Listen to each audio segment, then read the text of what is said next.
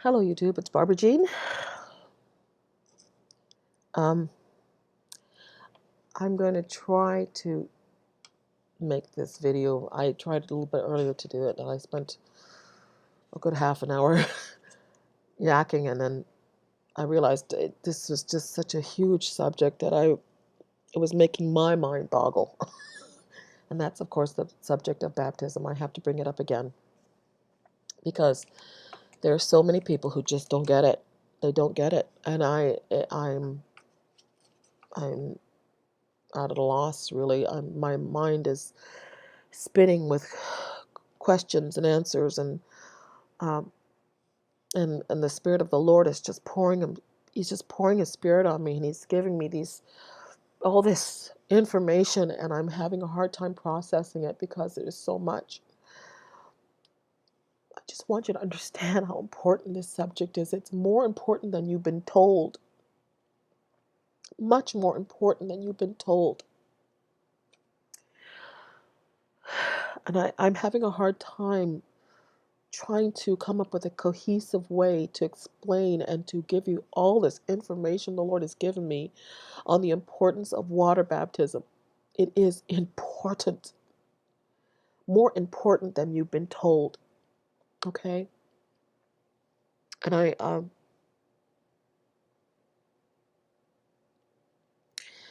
anyway, I'm trying to get a hold of myself. I'm just so, like I said, I didn't want to make any more videos. I even told the Lord, I said, I'm done. I'm done trying to explain. I'm done trying to lead people to a place they don't want to go. I'm done trying to open the eyes of the blind. I'm so done trying to open the ears of the deaf. I'm done trying to explain something that to me is so obvious and to them is so complicated. To me, it's so simple, and to others, it's so complicated. There's a theological uh, theory, or whatever it's called, Occam's razor, OCCAM, Occam's razor, and it's the premise that the simplest explanation is probably the correct one, such as 1 plus 1 equals 2, or rather than 1 plus 1 equals 5. Trying to explain something 1 plus 1 equals 5 is far more difficult than explaining 1 plus 1 equals 2. So that the simplest explanation for something is probably the correct one. That's the premise of Occam's razor. Well, the scriptures are pretty plain. I think they're pretty obvious. But for some people, they try to complicate the simplest messages of Christ and turn them into something by using lies and deceptions. The but factor. I like to call it the but factor. B-U-T, but. Um, they'll listen to a truth from Christ. They'll listen to a word as plain as can be. There's a nose in their face, and they'll say yes, but. Those are the lies and the deceptions. That's the disconnect. To me, that's the disconnect in the brain that says, I I I hear you, but I don't want to hear it. I I I I know He said it, but I don't want to believe it. So let me come up with some other reasonable, or what I feel is reasonable, and change the words so that I don't have to do it. So I don't have to obey. So I don't have to be obedient. I don't. So that's really what it's called. It's the but factor. And if you find yourself saying "but" when you hear the words of Christ and you go "yes, but," then you probably have a disconnect to the truth. Okay. Now I'm going to try to make this video. I may have to make it in 2 videos. Uh, I think I'm going to go here first. Let's just talk about birth. Let's talk about sex. that might be interest some of you more than the the actual subject of baptism, but I think they are actually correlated. Let's go to the beginning. Let's go back to Adam and Eve. In the beginning, God created the heavens and the earth. The word is Elohim, which is actually the word gods. It's a plural, gods. So let's just use the word instead of the word God, because it kind of makes it, in our minds, we go into a singular. We can't really process the word gods, or when we say the word God, we kind of make that a singular word. rather than a plural. So let's use the word Elohim as a indication that there's more than one persona involved in the process of creation. In the beginning, Elohim created the heavens and the earth. Okay. Elohim said, let's make man in our image, in our likeness, male and female. Okay. Now, I want to talk about sex for a second. I want to talk about male and female. I want to talk about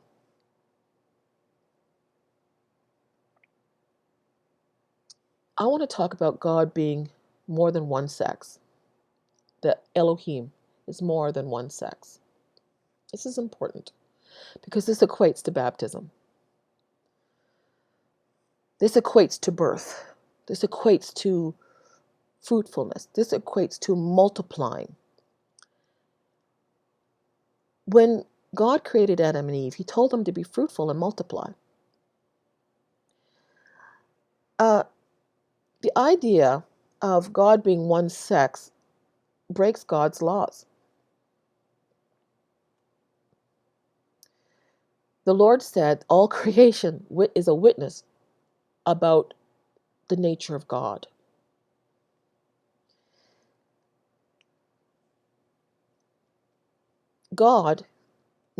Someone just recently said, well, I believe God encompasses both male and female. Basically, they were saying that a singular God, one God, encompasses both male and female. Well, that would make God androgynous. And everything I've read about the scriptures, Jesus, the Father, the Holy Spirit, there's no possible way that my God's androgynous. That means some kind of man-woman, like you would see a woman and a man kind of encompassing both sexualities in one person. That's not what nature says to me. It's not how we were created. I want to look at, first of all, why God created man and woman. First, when he created man, why did God decide to make Eve? What was the reason and the purpose for God to make Eve? Well, according to the scriptures, it was because he was lonely, because he was alone. He was alone. That was the first reason God created Eve, because he was alone. Now, I asked my sister this question earlier, and it shocked her when I said this to her. I said, now, if the main reason that God created Adam and Eve, or created a helpmeet for Adam, was to fulfill his loneliness, to take away the loneliness of his existence, then why didn't God create Steve? If God is an all-male God and complete as an all-male God, male Father, male Son, and male Holy Spirit, why didn't God create Adam and Steve? What was the purpose of creating a woman?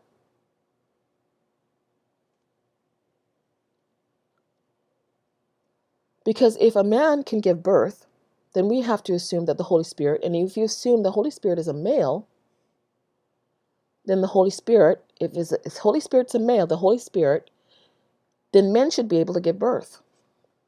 If man was created in the image of God, men should be able to give birth. And God should have created Adam and Steve instead of Adam and Eve. But God did not create Adam and Steve. He created Adam and Eve. He created us in the image of Elohim. We are created in the image of God, male and female.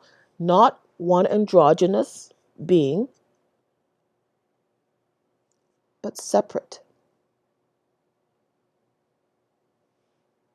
And we both come under the umbrella of being mankind. Now, why this is important to understand, that God isn't all male. is to understand the new birth that Christ experienced at his baptism, and that what we also experience at our birth, because human nature, sexuality, shows us that when a man and a woman come together, babies are made, children are born, multiplying happens. Another question I asked my sister, I said, is God the same yesterday, today, and forever? Well, of course, the answer would be yes. Can God break his own laws? No. Is his laws the same in heaven as they are on earth? But Jesus Christ, remember the prayer of Christ? Our Father which art in heaven, hallowed be thy name. Thy kingdom come, as thy will be done on earth as it is in heaven.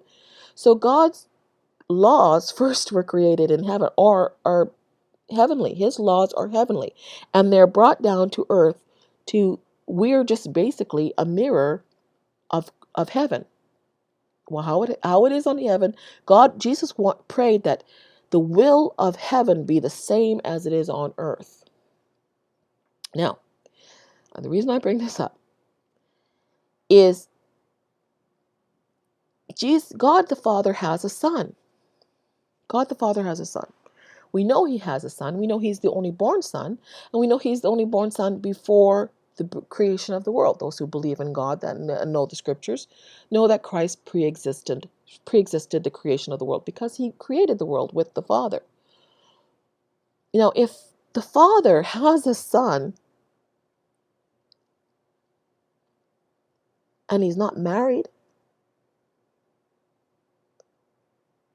isn't that breaking God's law? Didn't God just break his own law by having a son out of wedlock? Let's think about it. How can God institute marriage on earth if there wasn't already marriage in heaven? How can God break his own law by having a son out of wedlock? How can God do something different and have a different set of laws for himself and still be able to judge us righteously?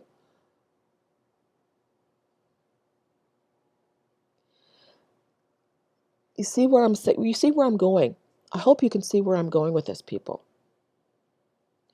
We have all of us been lied to about the nature of God, about his purpose, and another question I want to ask you: why would Jesus feel it necessary to have a bride if his father wasn't married? Jesus only does what the Father does. He only imitates the Father. Whatever the Father does, he does. He must do. He cannot do anything else. So to assume that the Son must have a bride, the Father is looking for a bride for his Son. He's marrying his Son to his bride, but the Father not be married? And Jesus be born out of wedlock to an all-male God? There are laws that were created first in heaven and then on earth. God cannot go by a different set of rules and laws than we go by. If he tells us to do something, it's for a reason. Homosexuality is an abomination to the Lord. Why? Because it's not the image of God. It's not the image of God. Now, the reason I bring all of this up, and let's go back to the birth thing. When a man and woman come together, they have a baby, and the mother pushes that baby out of the womb, there is a birth that happens. Now, I want you to remember all of this stuff. We're going to go back to the New Testament, and I'm going to show you why baptism is part of your being born into the kingdom. It was established by God. It hasn't been done away with. It's not been done only in the New Testament for the disciples of Christ when he was establishing his kingdom in the beginning. There's not a new set of rules for the New Testament Christians from the first century than there is for us. That same law continues all the way to the end. To the end of this dispensation, that same law continues till this dispensation ends. I think I'm going to leave it at that. I probably have shocked you enough, but I want you to start connecting some dots here, people.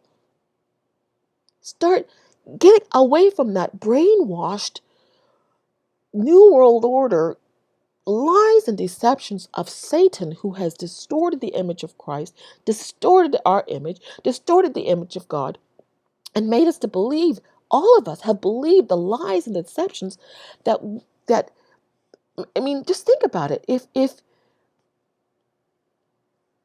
God's an all-male God, why create a woman? If the Holy Spirit is male, then why don't men have babies? This goes with what Christ was talking about in the New Testament. And I am going to leave it here because this video's gone long enough, and I probably shocked the living daylights out of just about every one of you, and I hope so. Because you need to be shocked out of this, the lies and the deceptions and the crap that is in your minds that has been totally screwing around with your theology so that you can't see something clearly. As clearly as baptism is stated in the Bible by Christ himself and by his disciples. That's what's distorting your vision about the new birth and what it means. Okay, calming down. Try to pull myself together. And I'll see you in the next video.